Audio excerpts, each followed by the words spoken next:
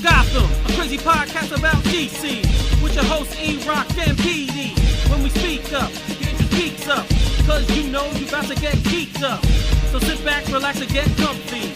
Lose your mind like Solomon Grundy, and listen to a show that won't be forgotten, coming straight out of Gotham. Hello there, and welcome to the premiere episode of Straight Outta Gotham.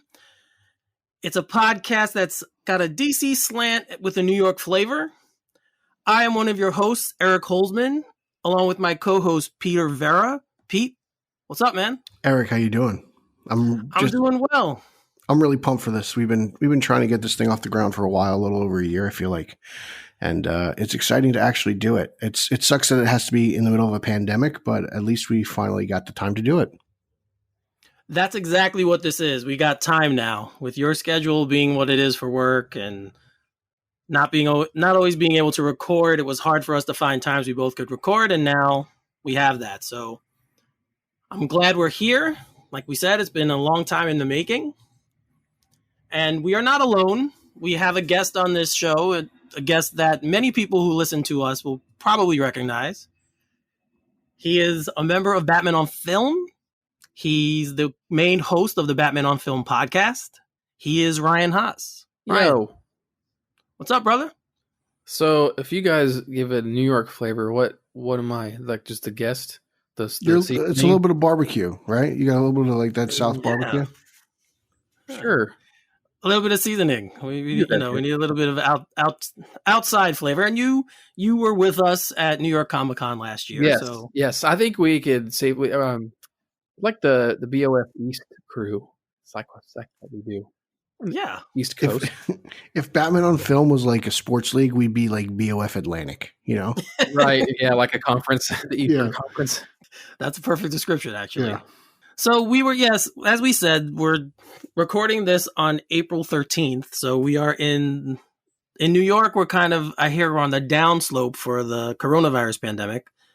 New York City and the New York area has been hit pretty hard by the pandemic. So a really quick thank you from me to all the first responders and the nurses and doctors and everyone who's out there fighting this disease, putting themselves in the front lines. I want to thank you. Just start with a quick thank you to them. Look, there's a reason why they have these jobs and why they take these risks, and they do it because God knows I won't and I can't. So I appreciate that and their effort and their sacrifice and all that comes with it, them being away from their families and just being at risk. So I appreciate that. And hopefully this comes to an end and we can all be safe and sound, but they're doing their part and I appreciate everything. Yeah. One of the reasons, not to be completely selfish or out of touch with reality, but one of the reasons I think we hope, at least us here hope, is that maybe we'll get some comic books back, and maybe our comic book movies that we're waiting for, we'll officially know when we're going to see them. So I think that's one of the things. I guess I'm not trying to be disrespectful to what's going on, but I think we all want some normalcy back, and I think that would be a good place, at least for us, to start. Just have life restore back to normal. That's kind of what we all wish. Yep. So Ryan, what have you been doing to pass the time during the isolation and the pandemic? Well, it's weird for me because I work from home anyway, so now it's just been me reacting to everybody else realizing that they have to also work from home if they are working, and they're not in a job that has to go out outdoors or whatever. But they've here in North Carolina, they've shut down everything just like most states, and like even today they just put in some new rules where only 20% of places that are open, like in a grocery store, you can only have 20% of their capacity in the store at any one time and stuff like that. So I've just been staying indoors as much as possible to try to do my part and all that kind of stuff. And I've just been working and keeping myself busy. I moved recently. I still got a house full of stuff to do and little projects to do. And so I've been organizing things, and with my daughter, we've been rewatching Batman stuff. Like we've just been catching up on things and starting new video games, and all the normal kind of stuff you would want to do if you were confined to the home.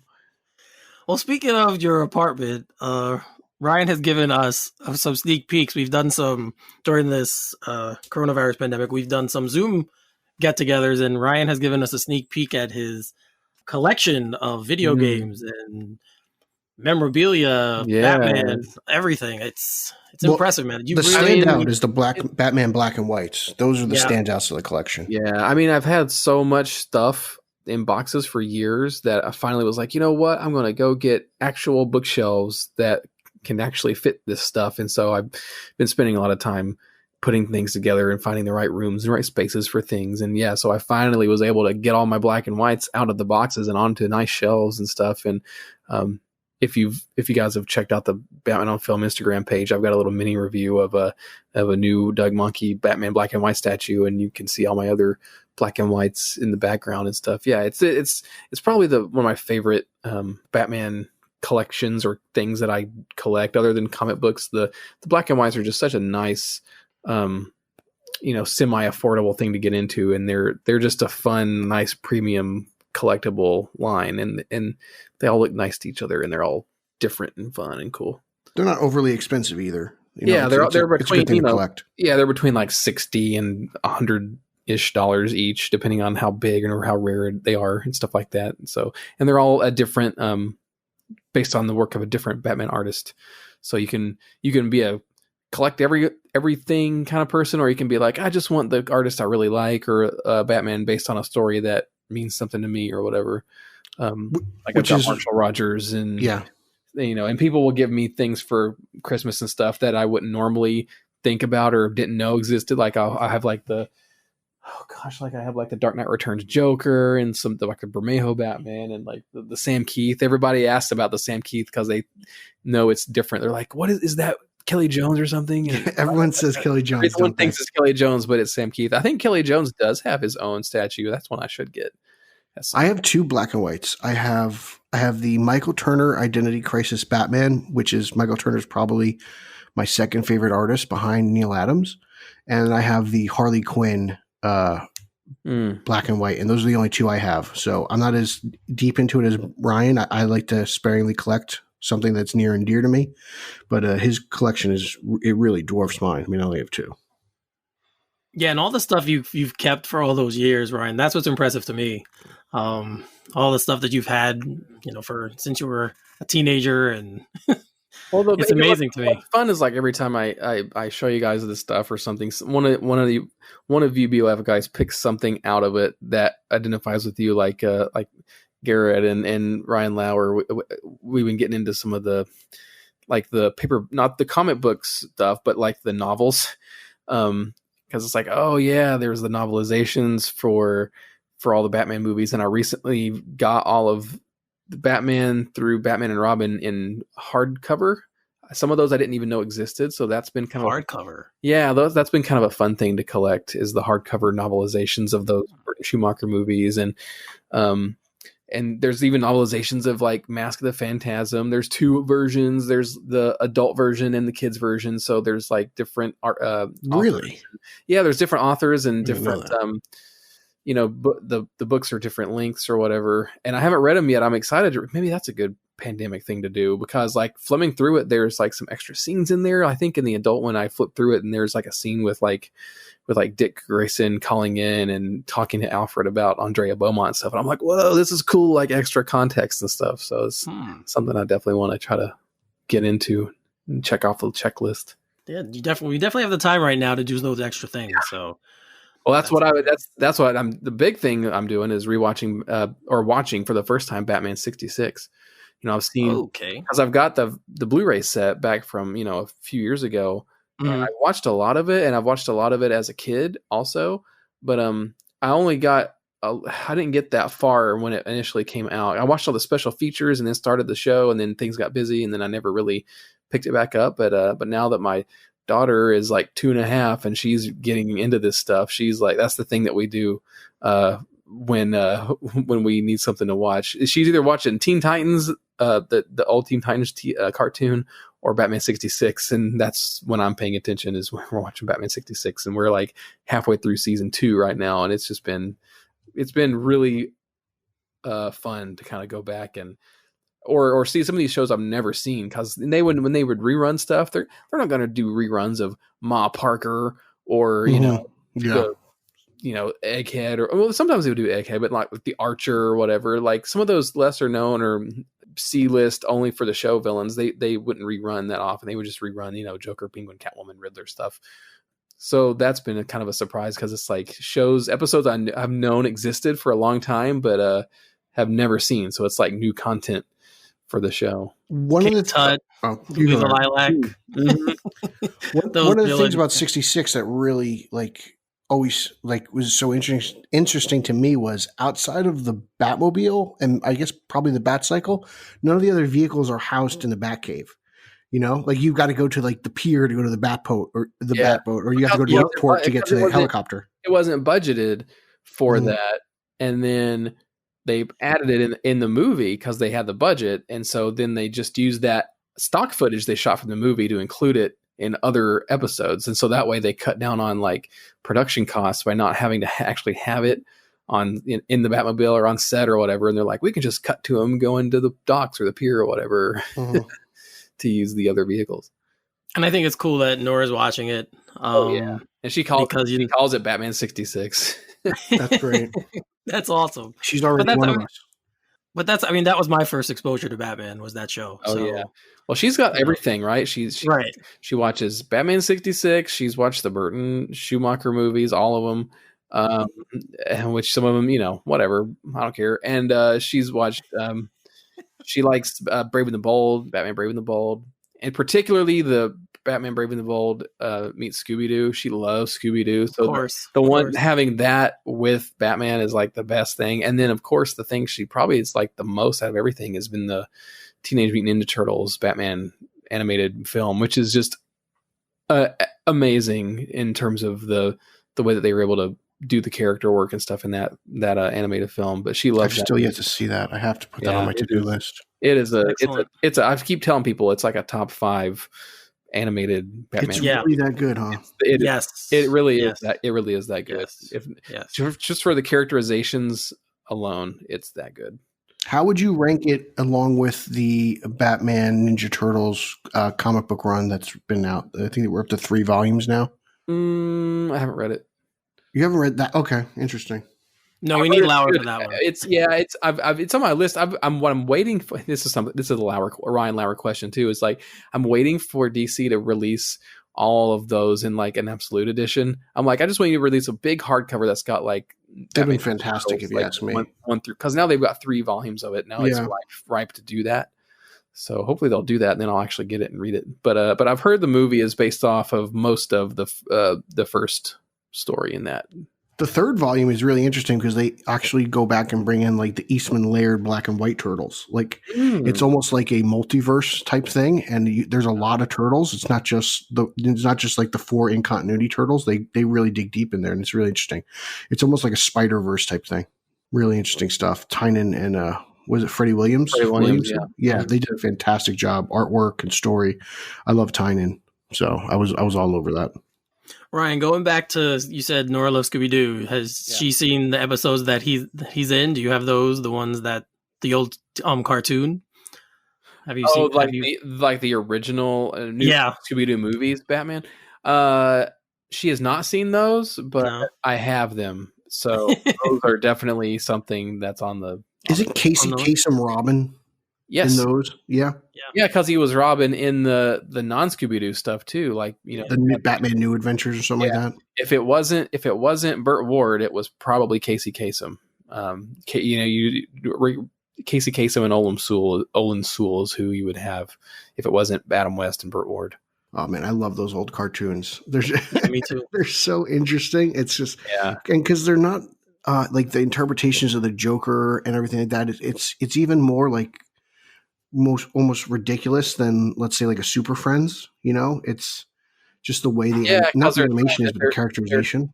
It's this weird amalgamation between Super Friends and Batman. They're trying to be Batman 66 in animation, right? But without the pop culture and stuff, which comes across as semi-derivative of comics of that era, but still kind of interesting enough to kind of analyze and look at as an adult. So.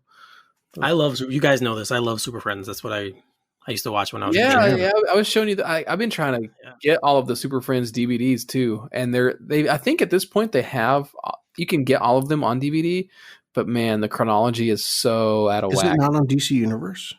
Some of them. I think some of them are. Some of them are. Some of them are, but probably not all of them. Because they put stuff on, they take stuff off all the time. There, they just put on Batman. There's all kinds of. There's like I don't know what, like 10 different seasons, and they change the name every time. There's like Super Friends and Challenge of the Super Friends and Galactic Guardians and New Superpowers Team Super Show. Like there's all kinds of crazy like names, and because they kept rebranding it and stuff. And then at one point, there's like a Aquaman show. Yeah, that's on DC Universe in 8. That is on DC Universe. Yeah. And it's funny to me because they don't call him Aquaman; they call him Aquaman. Aquaman. That's what Alfred from Batman v Superman. That's what Jeremy Irons' Alfred must have watched as a kid because that's how he says it. It's Aquaman. And he never calls he calls Aqualad Tadpole. Come on, Tadpole. And I'm like, he just called him Tadpole? Really? It's great. I love it. So Pete, you're the one of us who's not really working at this time. So it's not true. Don't say that. That this is on record. Don't say that. That's not true. I'm working. I had a Zoom meeting today. How dare you say that? My apologies. Sparingly working? I'm actively working from home. Okay. How you can operate a scoreboard your day-to-day has shifted the most is what we're saying. Yeah. I am working from home. So I am doing that. I have a lot of remote access to the arena, so I'm able to operate and check up on systems. All those games people are playing there. Well, got to make sure it works for when they do. Yeah. But I have been doing that. How would they know if it's working? Because there's nobody there. Oh, it's not true. We have 2 electricians on site at all times. So it's a lot of phone tag. It's like, oh, I did this. Is this out there? So it's interesting. It's definitely it's an interesting way to work. We're all kind of trying to figure it out as we go along, but things are getting done over at the world's most famous arena. Yes. For those who don't know, Pete is talking about Madison Square Garden, which is where he works. Which is right next to the Javits Center, which houses New York Comic Con and is now a temporary field hospital. Yes. There you go. So they're having a different kind of convention there right now. Yeah.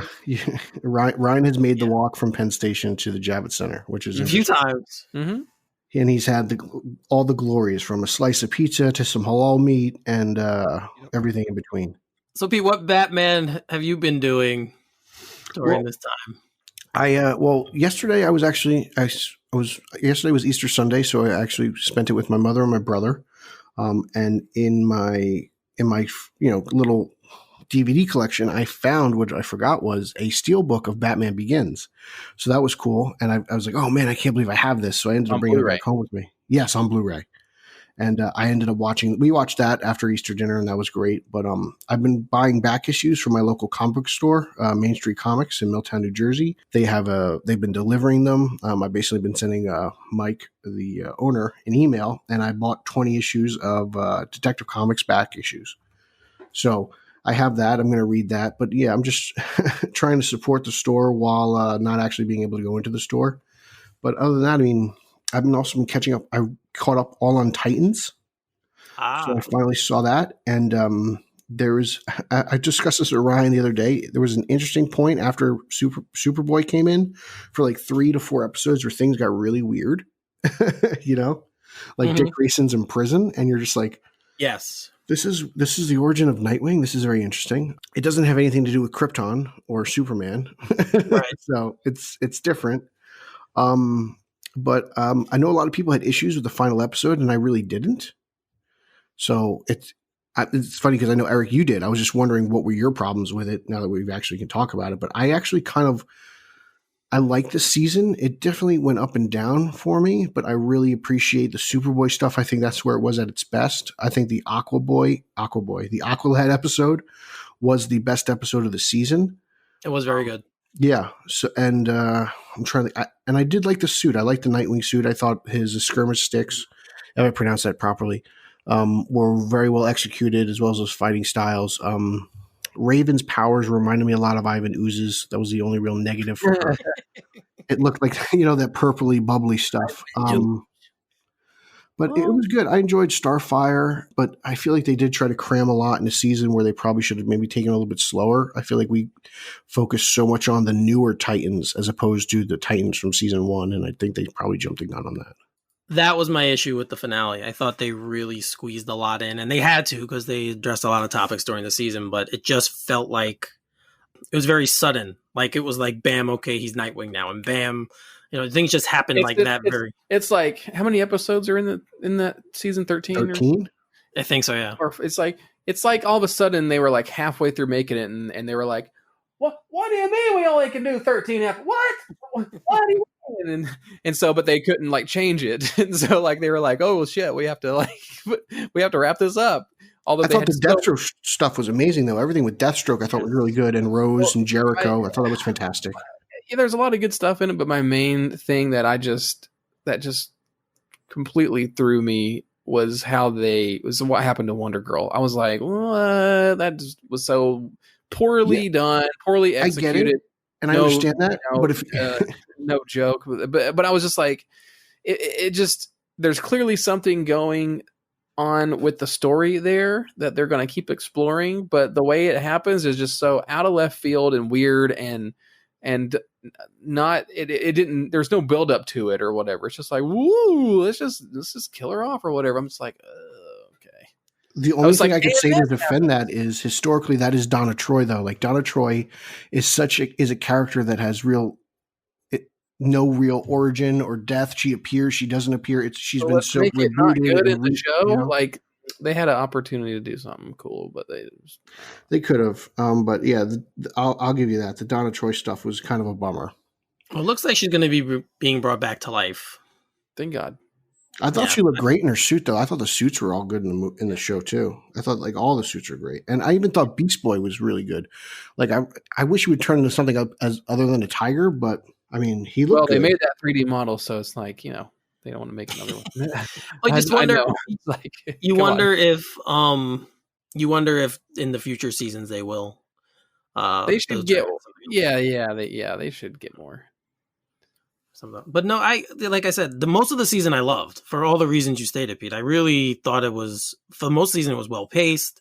I just felt like when we got to the finale, I was like, all right, they have a lot to close here. How are they going to do it? And it was very rushed to me. So it just kind of was a letdown. But most of it, I really enjoyed. I really liked the whole fish out of water thing with Superboy and everything, and how he's like, the one time he tried to get the T-shirt, and the guy was like, "You need money." He's like, "I don't have money." And then he sees a robbery, and the lady's like, "He tried to steal my money." He's like, "Can I have your money?" He's just like, he's so clueless. And I thought it was he was kind of adorable in a way because he's so, just out of his element. He has no idea what's going on. Yeah, his story was good. Yeah. His story was good. Yeah. And the guy who played Deathstroke was fantastic. I even want to say he's probably my favorite live action Deathstroke. Really Isai Morales? Yeah, really good stuff. Yeah, he was excellent. And that story, that was done well too, I thought that arc was done well.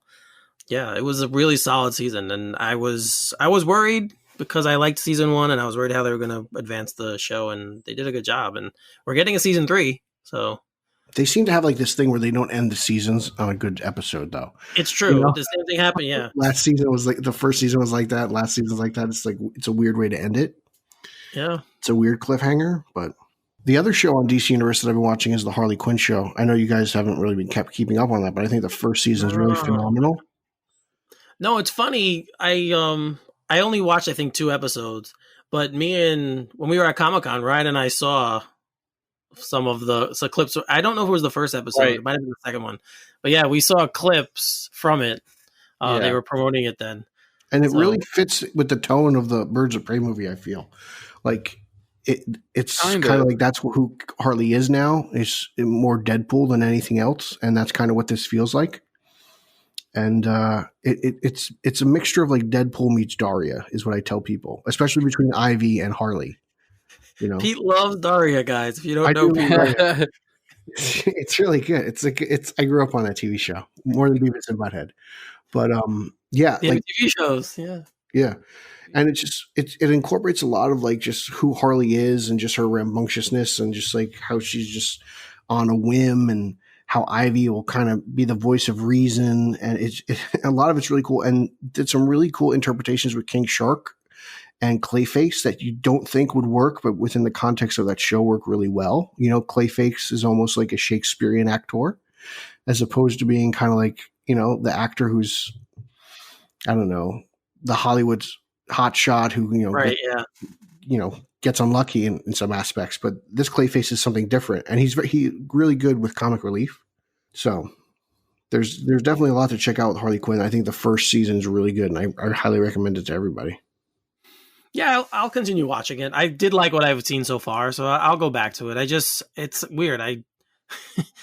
When before the pandemic, I would work all day because I work from home, and then I'd want to go out at night, so I really wouldn't watch many things. Now I'm still working all day, but then when I get some free time, I don't want to be looking at a screen of any sort because I work. So it's kind of like I watch TV when I'm going to bed, but other than that, I'll try and read a little bit. I started reading a friend of the program, Reno D. We all know Reno. He said, yes. He gave me 3 Star Wars books to read, so I started reading those. They're about Thrawn, pretty much. Admiral Thrawn's his favorite character, so he gave me the books. I had never read them, so I started reading them. So that's what I've been trying to do on the downtime. I got the Rise of Skywalker novel. Started it, hoping that it. I'm not that far into it, but I'm excited to get. I'm doing that at the same time as doing a rewatch of the Skywalker saga because I got all those in 4K. So I'm trying to get the novel read before I make it to the actual movie. Did this turn into a satellite show? I think so. No. I'm sorry. I didn't mean to steer it the wrong way. I didn't mean to turn down the Star Wars road. in honor of the great Ricky Joe Shoe. And in honor of me. Hello, I'm a big Star Wars fan. Oh, I forgot. Yeah. About Spider-Man in the MCU next. Eric. Oh jeez. No, we can't Touch all the hot topics today. Yeah, can't. No, not doing that. Not going there. Do we have like 3 hours to spend? Pete and I talk about that enough on Twitter. If you guys want, I keep telling Pete he needs to watch the editor's cut of Spider-Man 3. I want to. Is it? But it's disc only, correct? I can't buy it. You can get it. Nope, you can get it digital. It's on Prime.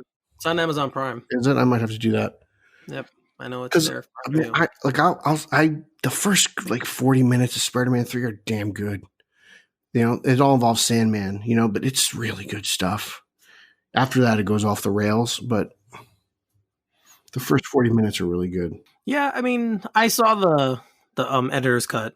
I actually got it on Amazon Prime. It's better. It is better. Yeah.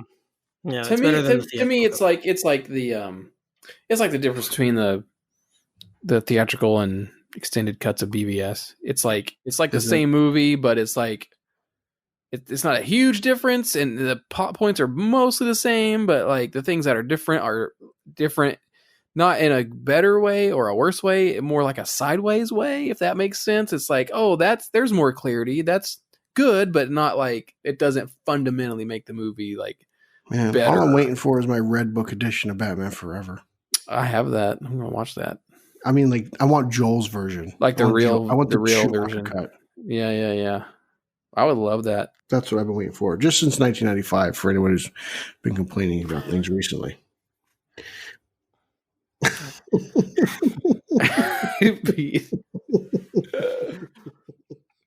On that note, 95 is a long time away. The last yellow oval we ever saw in a bat suit, either.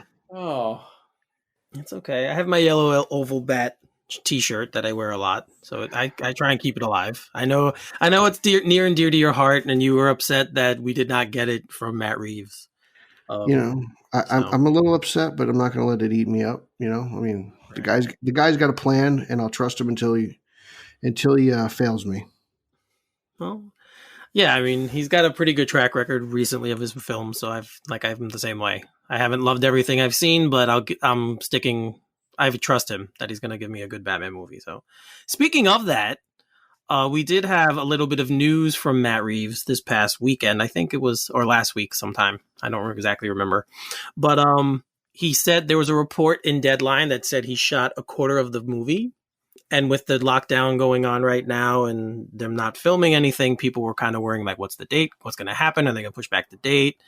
We don't really have an answer on that yet. But people were talking about if he's thinking of changing anything during this time off, since he's not actively shooting and he's thinking, he has time now to think about what he shot. He was thinking of changing anything. And he said, I would say that the changes really have to do with seeing the tone of this. With these scenes, we haven't done much connect to that part of the storyline. It feels like there might be an opportunity to explore some of that unexpected tone that we found. With these movies, you never have enough prep time because they're so complex and so enormous in so many ways.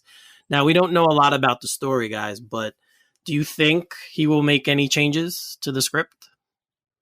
I mean, I think script changes are like, that's possible. But people like Nolan, when Chris Nolan makes it all comes down to the type of filmmaker they are. Like Chris Nolan makes the script and he shoots that script and he doesn't improvise or make changes or whatever. But this thing is interesting. I mean, I wouldn't be surprised if it is a little bit fluid for him making this movie because it is kind of a reinvention. It is a new thing. And I think the answer Matt Reeves gave was pretty perfect because he kind of gets to have his cake and eat it too. Because on one hand, yes, he spent a long time developing the story, and he said as much as like, well, I don't really want to change the structure or anything because I've thought about all that stuff, and he's got that pretty solid. But the cool thing is that, like he said, they're able to react to the things that they've already shot, and now that they can kind of see where the movie's going and maybe figure out where to amp things up, which is, I don't know, or kind of adjust things in other scenes to kind of play off each other a little bit better with more lead time.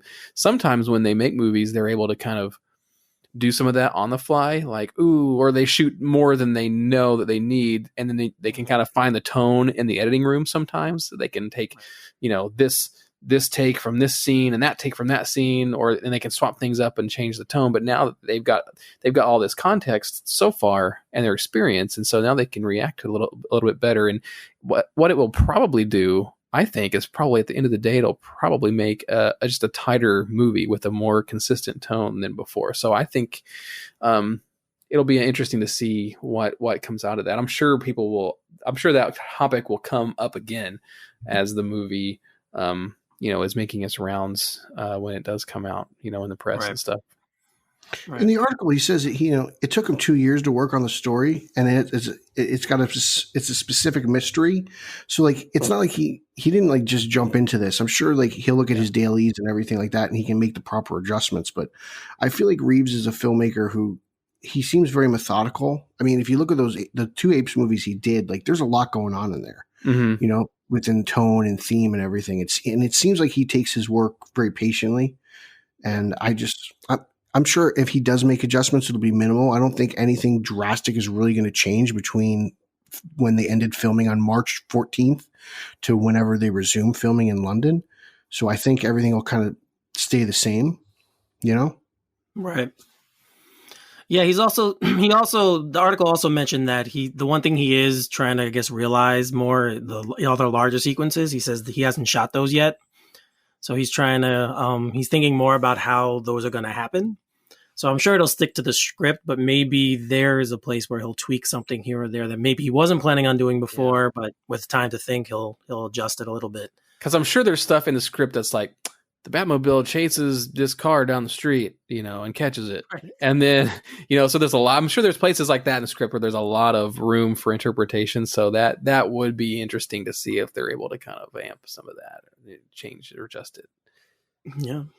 Yeah. It's going to be interesting to see not only this movie, but how other, if downtime will affect any of the other movies, even ones that are finished. Yeah. I bet Patty Jenkins is like, oh my God, we should have just released Wonder Woman last November when it was originally supposed to come out, because like they delayed it just to have a better spot in the summer or whatever. And now that like it's not going to happen, it got delayed even more. So they're just like, oh man, it could have come out forever ago. It's been done for so long. Yeah, because creative people, your mind's always working when you're a creative person. You're always thinking of something. So say she's going through something, she might be like, oh, maybe we should have done this, or oh, maybe we should have changed this part. So I always wonder how when you have a time, now that this is unprecedented, we have this time.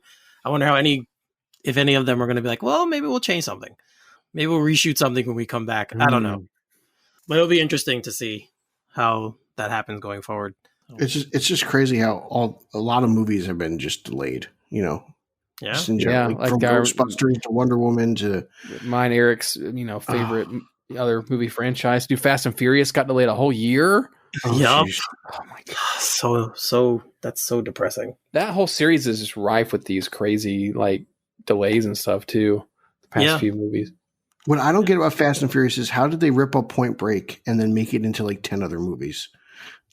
Point Break never got one sequel, but Fast and Furious got a remake. Yeah, that went from bad to worse.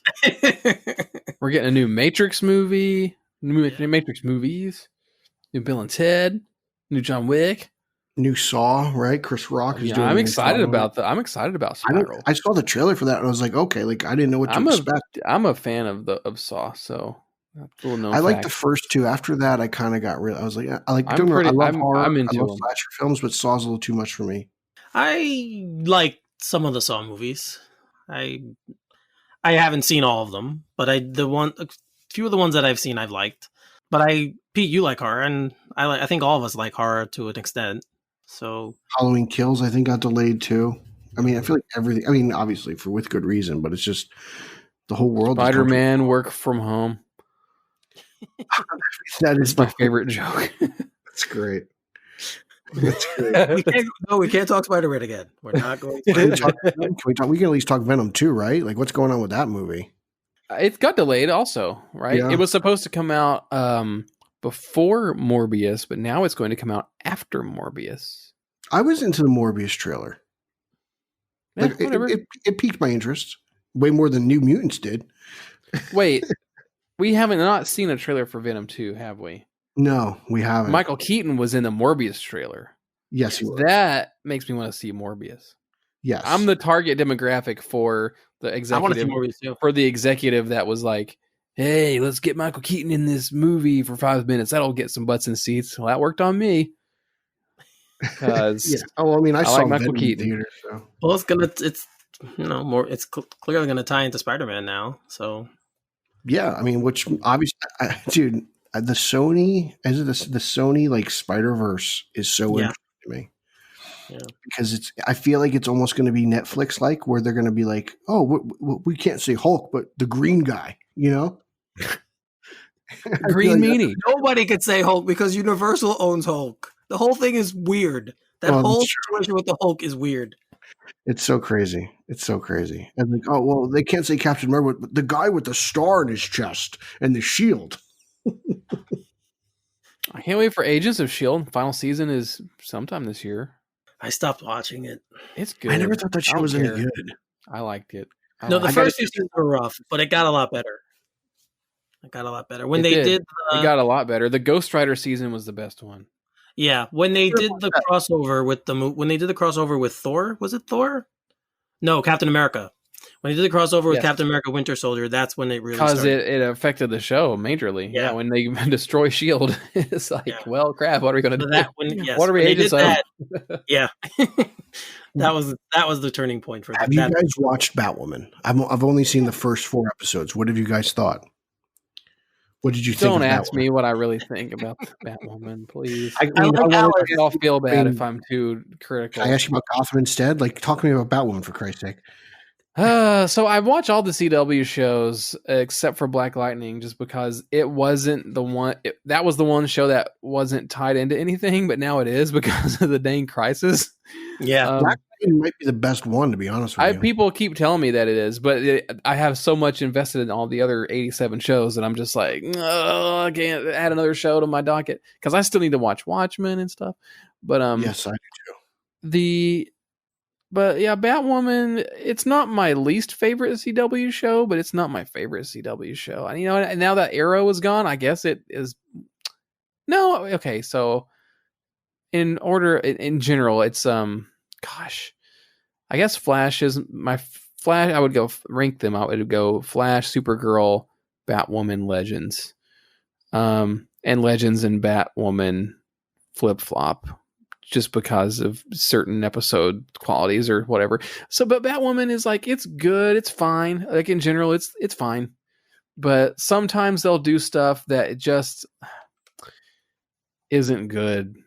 Or like, I feel like Batwoman deserves better, which is as cheesy as that is to say. Like sometimes they'll do stuff in episodes that just zap the common sense and cool factor out of it. Like there's one episode where one of the characters like puts the Batwoman signal up in the sky, and they're to try to call Batwoman and stuff. And I was like, oh man, Batwoman's gonna get to do some cool stuff and be like, like Batman or whatever. And she just like when the bat signal shines in the sky, they're gonna pan to the character that called her, and she's gonna be like already standing there like on top of the roof or like come out of the shadows or something cool. But no, what they do is like they just cut to the person, and she just kind of waltzes up the stairs and comes out of the fire escape, and she's like, yeah, what's up? I'm just like, what? What? And out of a show like that was like one of the weirdest. Like, come on, like you have the cool character and you just having him walk up the stairs through the fire escape. It's like, you were calling for me through the bat signal. I'm just like, come on, you can make Batwoman way cooler than that. Yeah. I enjoyed the action from what I saw. I thought her fight scenes were pretty good. The action's cool. The biggest surprise of the show is Rachel Skarsten's Alice, and how because I thought I knew she would be the big bad or whatever, but the amount that they've had her in the show has been really surprising to me, and how much backstory and interaction between all the main characters that they've had with her has been really a lot more than I thought that it would be. And she just chews up the scenery like with every episode. Like she's just so good. That's what Eric's been telling me. She's the best thing about the whole show. Yeah. Yep. She is the best thing about the show. And even some of the supporting cast, like I'm starting to like more and more. Like Batwoman's like stepsister's pretty fun, and Luke Fox is fun. Like it's a show that has a lot of good bones to it, but I feel like they've gotten into the kind of formulaic trap in season 1 where they're like, we have 3 story threads that need to go through the whole season, and we can't ever let them get too far, so we're just going to kind of also throw like a freak of the week in there, or kind of like so you'll see a lot of the same story beats get repeated every single episode with like little to no movement on them. And so that kind of stuff is a little frustrating, where it feels like they're kind of spinning the wheels a little too much. But it's one of those things where I feel like, I don't know if this hiatus is going to help with everything going on, but I think it's a show that will continue to get better as it goes, because all of the other CW shows that happen too. I mean, they've had their own individual ups and downs, but I think this show will continue to find its identity and what they're like, what they're good at as they keep going. Have the CW shows had any season finales, or is that all halted because of the virus? I'm far behind. They're all halted.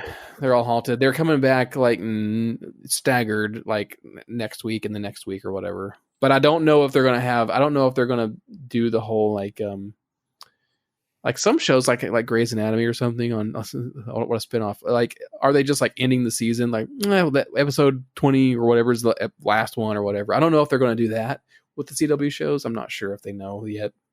Yeah, I tried with Batwoman. I think I'm CW'd out. I really didn't like Crisis at all. I heard lots of good things about it. No. I loved the series finale of Arrow. Yeah, loved it. That was good. But everything else I really, really didn't like. So I don't know. I haven't picked up another CW show. I'm thinking of maybe starting Black Lightning. I'll binge the first few seasons. And dude, Black Lightning's so good. I've you know what else is good? Supergirl. No, it's not. God, you got to get past season 1. Season 2 really picks up. No, really picks up. My other favorite CW show is Whose Line Is It Anyway? I love that show. Nothing will beat Flash season 2. That's the best CW season ever. Sorry, that's me though. Flash season 2. Yeah, Flash season 2 was excellent. Zoom, fantastic.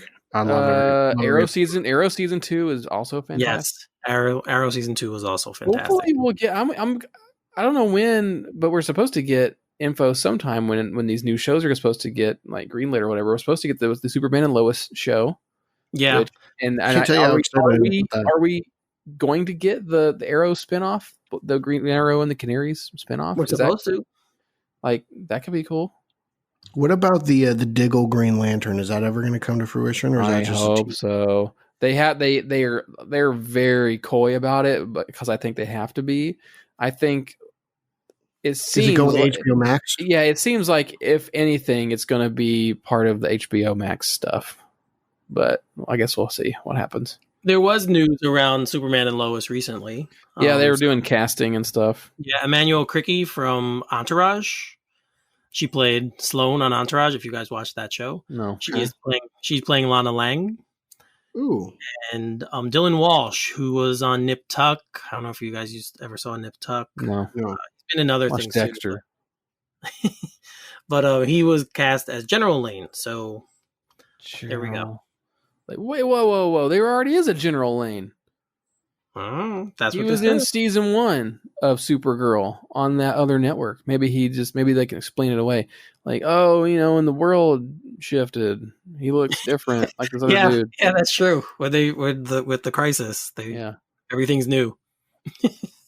What about is Jimmy Olsen going to make an appearance? Is there any word on that? I doubt it because he's left the show. He's left Supergirl.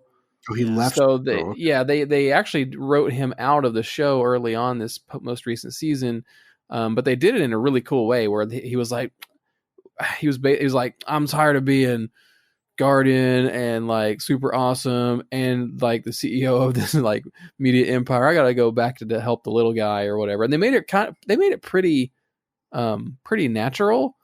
Okay.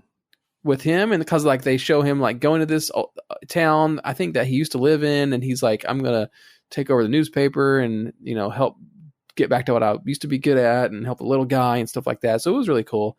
But they introduced his sister out of nowhere, and I'm like, well, where is this going? And then now she's kind of replaced him as that kind of that character slot has kind of swapped. Okay, interesting. And they've had her tie in, and they've had her tie into some of the some of the same stuff that the Big Bad is tied into, also. So that's been interesting. I really wish I still liked the shows.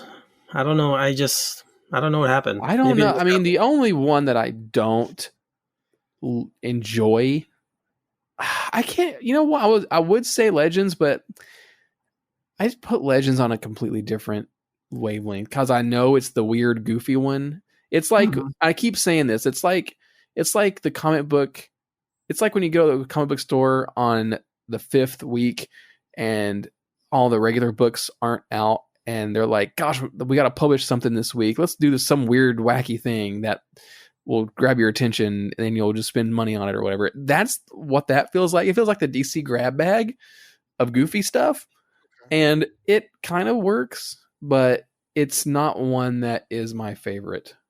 And they recently just wrote off Brendan Routh's Atom off the show too. So like there's another good part of the show that's not there anymore. So I'd love for Brandon Routh to get his own Superman show. I originally was kind of hoping for that, but I'll take the Tyler Hoechlin Superman. Yeah. As a defender of Superman Returns. Yeah, I think that ship has sailed with Brandon Routh. He was good in Crisis. I did enjoy his. That was fun. At least he got another shot. I mean, yep. Val Kilmer can't even say that. Poor Val Kilmer. This is true. This is a good point. Probably, you know what? And he wouldn't have fit in Batman and Robin though, which is weird to say. Anybody else.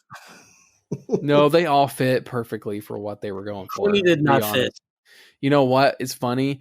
We just watched the second Mr. Freeze episode in Batman 66. Like you get like 3 different Mr. Freezes, which is kind of cool. And doesn't one have hair? I think the third one does. I think the Eli Wallach does, but we just watched the second one, which is Otto Preminger, and it's like, wow, this is a really like Arnold Schwarzenegger prerequisite almost, because he's like this German dude. He's like, Nice to see you. Cool. Like it's just, it's like, wow. It's like literally, it's like they took that version of the character from the 60s show specifically and just made him bigger budget and Schwarzenegger. So there's precedent. There's precedent. That's what was interesting about it. So they knew exactly what they were doing in Batman and Robin. It just wasn't good. They tried to make a modern 66. That's exactly what they tried to do. Oh, they didn't, but that's what I mean. That's why I say Clooney didn't fit. They just picked a really bad lead actor to play Batman. I think Clooney's could be a great actor. He is a great actor. Yes, it was just ill conceived. Like it was the wrong movie to make. That's a very talented group of people. He's a more serious actor to me. He could have been a great Batman. Yes, he could have been. The movie that sold Schumacher on Clooney was From Dusk Till Dawn. And how does that guy fit in your Batman movie? That's not that Batman. He's not nearly that dark. Quentin Tarantino's actually good in that movie as an actor. He is. Yeah. Have you seen that, Ryan? I'm sure you have. That's one I have not seen. Oh, really? Robert Rodriguez movie, right? Yeah, I've seen a lot. It's weird. My filmography with him is spotty. I've seen a lot, but not all of them. Harvey Keitel. Yep. It's a crazy vampire movie. Salma Hayek. Yeah, it's good. It's very good. It's weird, but it's good. I enjoy it. I think Danny Trejo and Tom Savini are in it too. Like, there's a lot of people in there. Like, oh, okay, this person's in here. This person's in here. Like, holy cow! I know. It's true. Like, you watch that movie now, and I'm like, oh, look at that. Look who that is. Like you say that to yourself. So.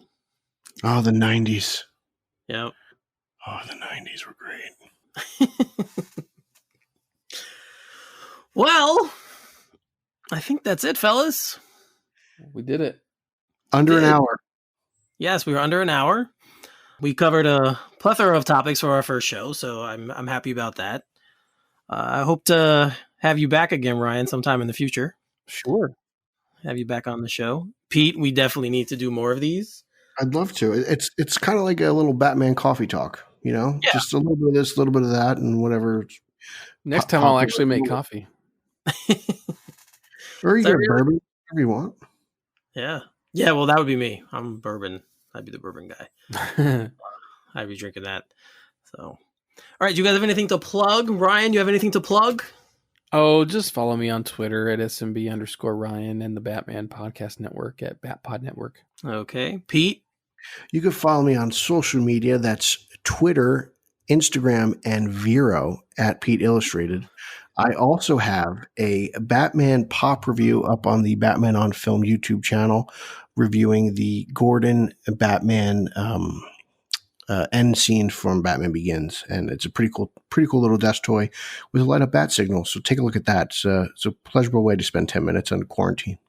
Thank you, Pete. And for me, guys, you can find me on Twitter at FinalE33. It's spelled Finale 33. And you can find me there to argue with me about politics or Batman or music or Spider-Man and whatever you want to talk about. I always enjoy the conversation, so hit me up over there. So for Ryan Haas and Peter Verra, I am Eric Holzmann. Thank you for listening. See you next time.